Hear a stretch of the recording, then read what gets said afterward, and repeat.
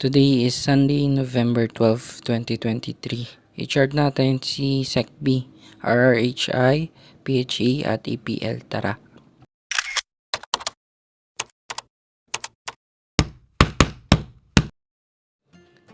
Unahin natin pag-aaralan si SECB. Kung valuation ang pag-uusapan, undervalued naman itong si SECB. Pero kung technicals kasi tayo magbe-base, hindi ganun kaganda yung pinapakitang galawan niya. Makikita natin dito sa long-term view na downtrend pa rin itong si SECB dahil patuloy itong bumubuo ng lower lows and lower highs. At kung pagmamasdan natin, laglag na sa blue na box or support itong si SECB. Ibig sabihin, bubuo ito ng panibagong lower low which is not good. Ngayon naman, let's try to answer some possible questions. Is it good to buy or add shares now? As of the moment, it is not the right time to buy or add shares. So, why no? Kung mapapansin nyo, kaka-breakdown lang nito sa support at malaki pa yung potential ng downside dahil fresh breakdown pa lang siya. When is the right time to add or buy shares? Once na nagpakita ito ng sign of reversal, saka lang advisable na mag-add ng shares. It could be a higher high and a higher low and so on.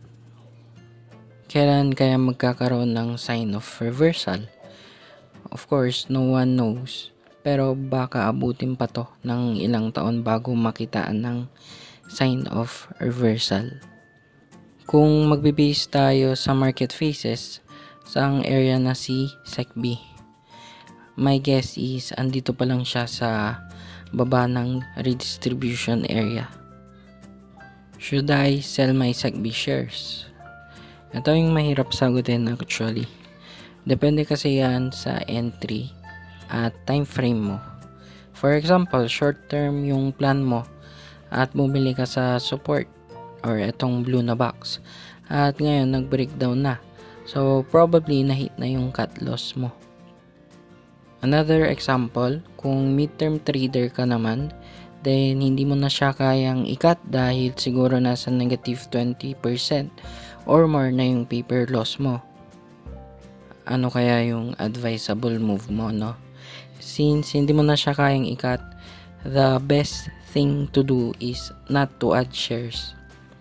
The more na nag-add ka kasi ng shares, the more na lumalaki yung damage mo. Advisable lang na mag-add ng shares kapag merong sign of reversal sa long-term view. Is SECB a bad investment? For me, no. Hindi naman bad investment si SECB. SECB is regularly giving cash dividends, no? So, it's not a bad at all. Kung iisipin mo, kunwari bumili ka sa ibang stock na hindi nagbibigay ng dividend, tapos ang laki ng drop. So, 'di ba mas masakit at frustrating yung ganon.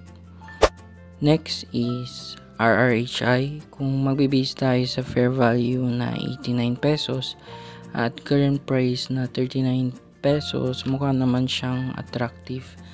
Pero kung technicals kasi ang pagbabasehan natin, hindi ganun kaganda yung pinapakitang galawan ni RRHI.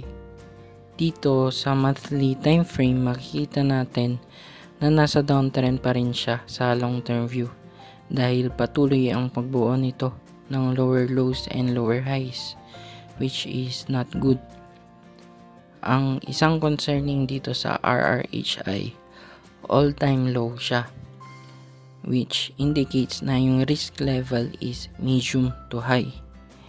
Kung i-analyze natin na mabuti itong chart, nag all-time low na siya dati.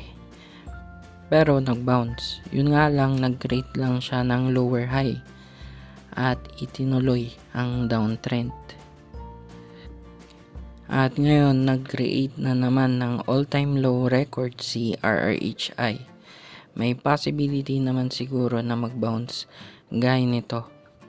pero ang probability to bounce ay very low. At kung risk reward ang pag-uusapan, mas mataas ang risk kaysa sa reward. Yung overall sentiment ko kay Robinsons ay magpapas muna ako. I think the risk is greater than the reward. Pero for sure may mga bounces naman yan. Yun nga lang, baka mahirapan masustain yung rally since nasa downtrend ito sa long term view. Next is PHA. Downtrend pa rin tong PHA sa mid to long term view dahil patuloy ang pagbuot nito ng lower lows and lower highs, which is not good. Probably lower low na to. So may possibility na magkaroon to ng short term rally para bumuo ng lower high. Itong PHA sobrang battered stock na rin nito, no. Yun nga lang, wala pang sign of reversal na makikita. Matutulad kaya to sa tech na hindi na naka-recover.